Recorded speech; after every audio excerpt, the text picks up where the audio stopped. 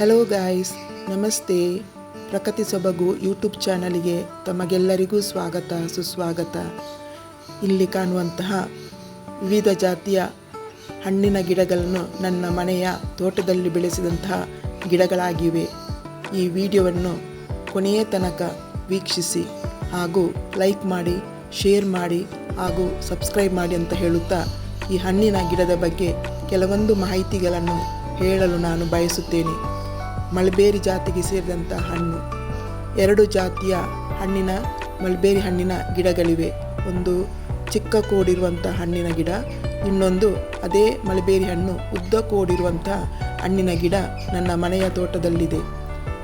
ಈ ಮಲ್ಬೇರಿ ಗಿಡವನ್ನು ಇದರ ಕೊಂಬೆಯನ್ನು ಆಗಾಗ ಕಡಿದಾಗ ಆ ಚಿಗುರಿದಂತಹ ಕೊಂಬೆಗಳಲ್ಲಿ ಪುನಃ ಕಾಯಿಗಳು ಬರಲು ಪ್ರಾರಂಭವಾಗುತ್ತವೆ. ನೋಡಿ, ಕಡಿದಂತಹ ಚಿಗುರಲ್ಲಿ ಯಾವ ರೀತಿ ಹಣ್ಣಿನ ಕಾಯಿಗಳು ಬರಲು ಪ್ರಾರಂಭವಾಗಿದೆ ಅಂತ ಹೇಳಿ.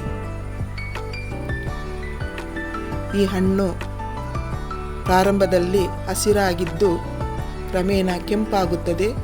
ನಂತರ ಹಣ್ಣಾಗುವಾಗ ಈ ಹಣ್ಣಿನ ಬಣ್ಣ ಕಪ್ಪು ಬಣ್ಣಕ್ಕೆ ತಿರುಗುತ್ತದೆ ಹಾಗೂ ತಿನ್ನಲು ಕೂಡ ಬಹಳ ಮೃದುವಾಗಿದೆ.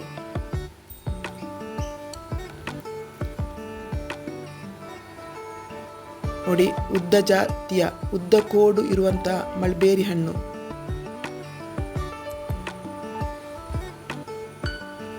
ಈ ಗಿಡವನ್ನು ಕೂಡ ಗಿಡದ ಕೊಂಬೆಯನ್ನು ಕಡಿದರೆ ಬರುವಂತಹ ಕೊಂಬೆಯ ಚಿಗುರುಗಳಲ್ಲಿ ಪುನಃ ಈ ಮಲ್ಬೇರಿ ಹಣ್ಣಿನ ಕಾಯಿಗಳು ಬರಲು ಪ್ರಾರಂಭವಾಗುತ್ತವೆ.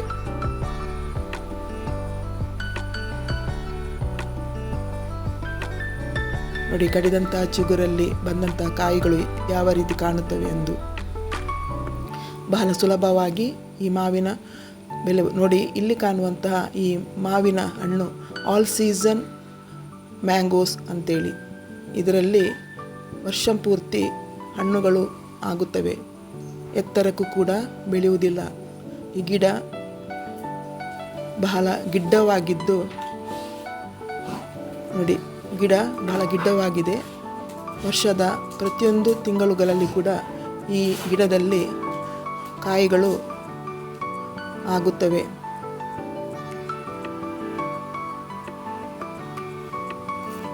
ಈ ಗಿಡಕ್ಕೆ ಸುಮಾರು 3 ವರ್ಷಗಳು ಆದವು. ಇಲ್ಲಿ ಕಾಣುವಂಥ ಪೇರಳೆ ಹೈಬ್ರಿಡ್ ಜಾತಿಗೆ ಸೇರಿದಂಥ ಪೇರಳೆ. ಇದರ ಬಣ್ಣ ಕೆಂಪಾಗಿದೆ. ನೆಟ್ಟು 1 ವರ್ಷದಲ್ಲಿಯೇ ಈ ಗಿಡದಲ್ಲಿ ಪೇರಳೆ ಹಣ್ಣು ಆಗಲು ಪ್ರಾರಂಭವಾಗಿವೆ. ನೀವು ಕೂಡ ನಿಮ್ಮ ಮನೆಯಲ್ಲಿ ಇಂಥ ಹೈಬ್ರಿಡ್ ಜಾತಿಗೆ ಹಣ್ಣಂಪಲುಗಳನ್ನು ಬೆಳೆಸಿ ಅಂತ ಹೇಳುತ್ತಾ ಈ ವಿಡಿಯೋವನ್ನು ಕೊನೆಯ ತನಕ ವೀಕ್ಷಿಸಿ.